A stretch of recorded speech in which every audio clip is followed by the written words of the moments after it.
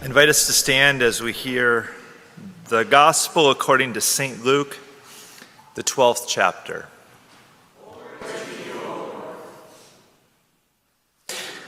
Jesus said, "I have come to cast fire upon the earth, and how I wish it were already ablaze. I have a baptism with which to be baptized." You see, I wasn't just splashing water for nothing, just so you notice. "And what constraint I am under until it is completed. Do you think that I have come to bring peace to the earth? No, I tell you, but rather division. From now on, 5 in one household will be divided, 3 against 2, and 2 against 3. They will be divided, father against son, and son against father, mother against daughter, and daughter against mother, mother-in-law against her daughter-in-law, and daughter-in-law against her mother-in-law." He also said to the crowds, "When you see a cloud rising in the west, you immediately say, 'It is going to rain,' and so it happens. And when you see the south wind blowing, you say, 'There will be scorching heat,' and it happens. You hypocrites, you know how to interpret the appearance of earth and sky, but why do you not know how to interpret the present time?"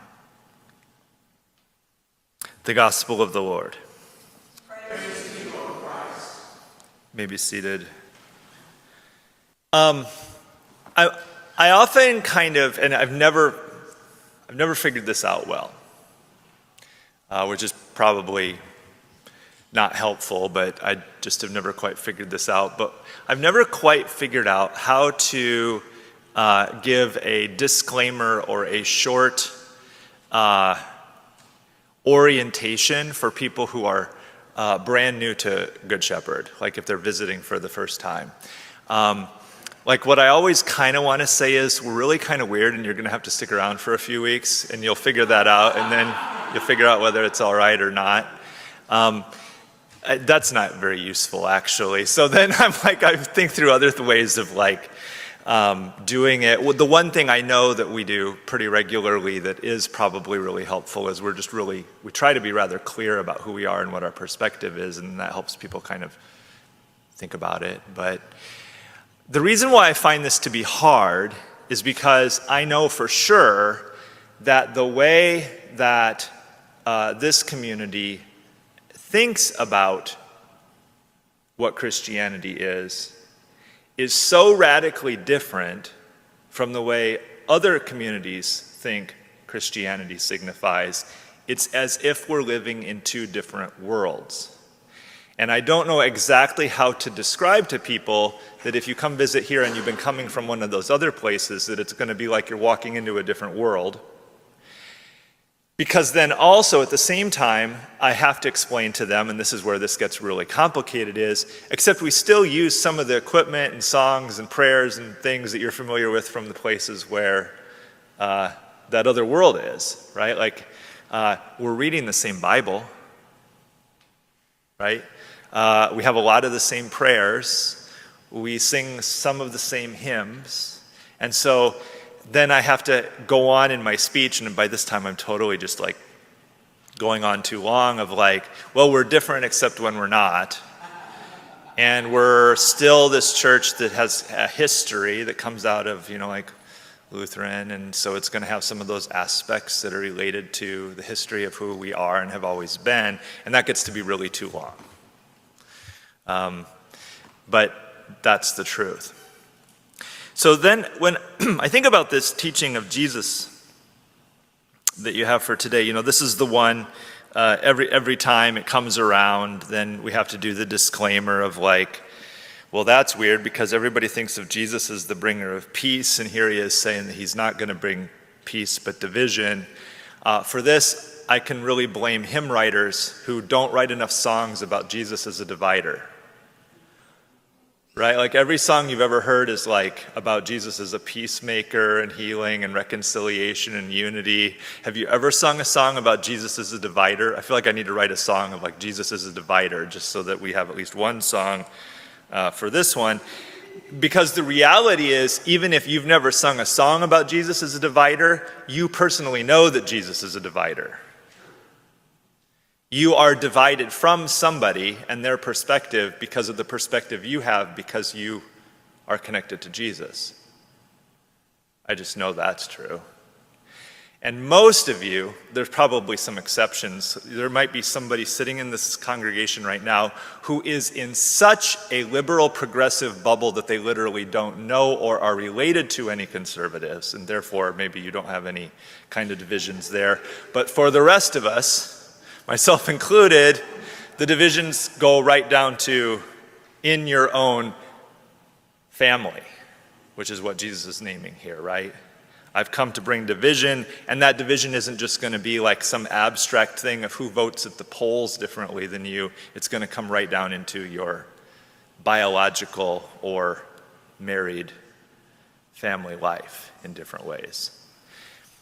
And all he's describing there, it's maybe useful to keep in mind. I think it's really useful to keep in mind that to a certain extent, he's not stating like an ideological goal, as if the goal is division itself. You know, he's not saying like, I have come because my mission in life is to create division in families. That's not what he's saying. What he's doing is he's describing what his community is already experiencing as a reality, which is to say, in his day, as now, sometimes one partner in the marriage ends up feeling more religious or more committed to this movement than the other one.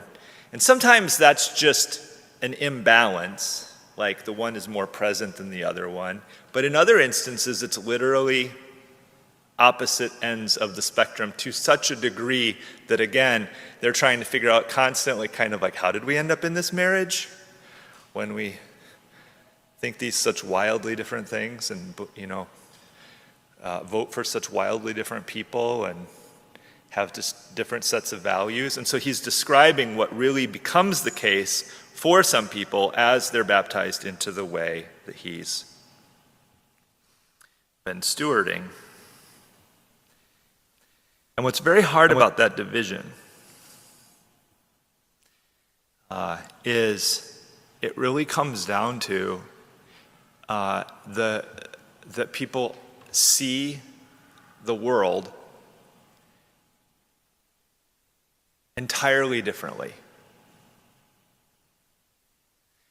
It's not just difference of opinion, but in a lot of instances, it's literally epistemological. These things mean differently at a fundamental level to one group of people than the other. When I start to pay attention to the extent to which people who are radically different from me in their cultural and political outlook, I realize that they literally think the world is different than the world I live in. It's not just a difference of opinion, but it's as if we are living in two different worlds that are overlaid on top of one another. And I'm living in this one, and they're living in this one, and they're in the exact same space, but they're completely different. Because I just don't think that Hillary Clinton had an adrenochrome extraction facility in the basement of a pizza place in Washington, D.C. And millions of people do. To name just one really wildly disparate example. So what do you do with that? And so what Jesus does first is he acknowledges, I think it's useful to think about this first part as acknowledgement rather than assignment. You know, I think that's actually really helpful. If you read this first part and you think, I have come to create division, and you think that he's just being divisive to be divisive, then you're maybe misunderstanding what Jesus is saying here. What Jesus is saying is, when I have come into the world and I'm living in this particular way, that is going to create divisions. The way that I am living in the world and what I'm teaching and what I'm practicing is not going to be received well by blank. And you see it happen in the gospel, right? The Pharisees don't like it. The military doesn't like it. The officials don't like it. Who likes it? The poor, the sick, the ones who follow him, right? So he's just describing this reality. But then he does this other thing, and this is the part that I wanted to just kind of invite us into because I just think it's so interesting. Then he says this thing that on a first reading of this, it seems so basic or obvious that you're like, why is he saying that? Right? This is what he says. When you see a cloud rising in the west, you immediately say it's going to rain, and so it happens. Right? I mean, this is really true. If you see a big bank of clouds coming toward us on that side of Fayetteville, you basically most of the time know it's going to rain soon, except for those times when the south wind pushes it so fast that it hits Rogers instead of Fayetteville. So it can be off. We're off quite often, but a lot of the time that's the way it works. And if you look at the national map for the way winds are blowing across the United States and it's pushing the Gulf Stream up higher, it's just going to be a lot hotter in Arkansas and Missouri and Iowa and everywhere else than it would be if that southern wind wasn't blowing up. And so you're like, what is he talking about here? Then when he says, you hypocrites, you know how to interpret the appearance of earth and sky, but why do you not know how to interpret the present time? That's either basic or, and this is what I would argue, it's the most challenging assignment Jesus gives his disciples. What's the assignment? The assignment is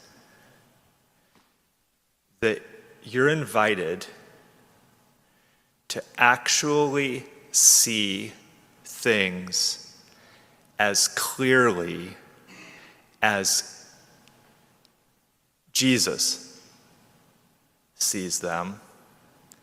And the reality is, all of us have bought into false lies that are as extreme as the lie that Hillary Clinton has an adrenochrome extraction facility to take the blood of children in the basement of a pizza place in Washington, D.C.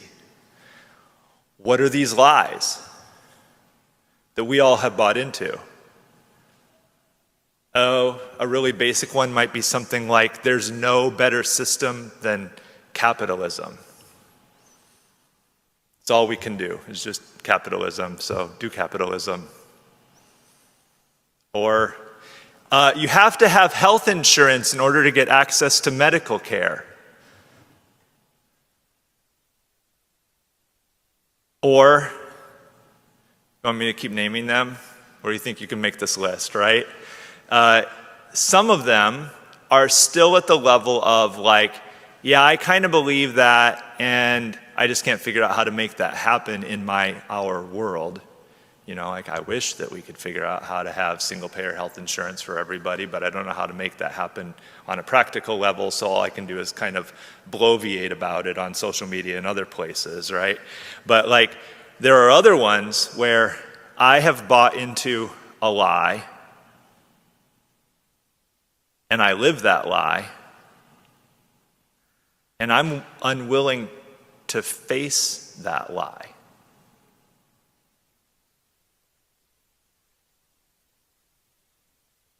What are some more severe ones?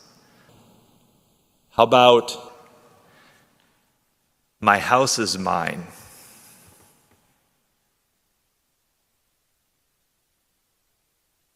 My house is just for me and mine.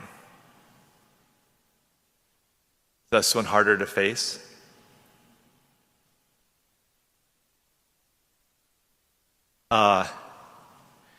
My car is just for me and mine. I own it.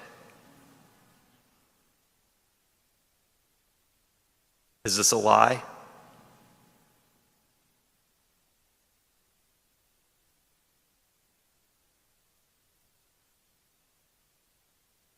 My retirement savings are just mine and for my heirs. Is this a lie? I mean, like, this is just one test case, right? I'm doing the economic one, but go back to what Jesus says. You know how to interpret the appearance of earth and sky, but why do you not know how to interpret the present time? The guy saying this owns nothing. How do you interpret the present times? The guy saying this also relies on people who do own things. He constantly goes and stays with people who have houses. So what you have happening here is it sounds completely, like I said, basic on the surface. When you see a cloud in the west, you know a storm is coming. But in terms of what Jesus is, if Jesus is the storm, the one bringing division, then what he's inviting the community into is to look at the world so clearly that they actually see the clouds. So I'm just going to leave the rest of this here for us to think about because I think it's so huge. It's very, very big.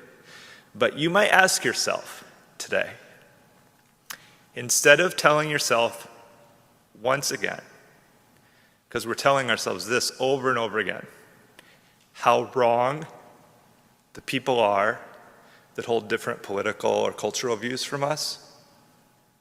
You know, we're rehashing that over and over and over again, right? Is there a more basic level at which we have all of us gotten it wrong? And we're unwilling to see the cloud? And Jesus is coming into view, and he's saying, if you see me, the problem here is going to be, it's going to challenge not just you to believe more strongly that everybody you disagree with is wrong, but he's actually going to challenge you to see the world in an entirely different way. In his way. And trying to both see the world in the way that Jesus sees the world and then actually live in that way is literally the hardest and lifelong assignment that every community like ours has.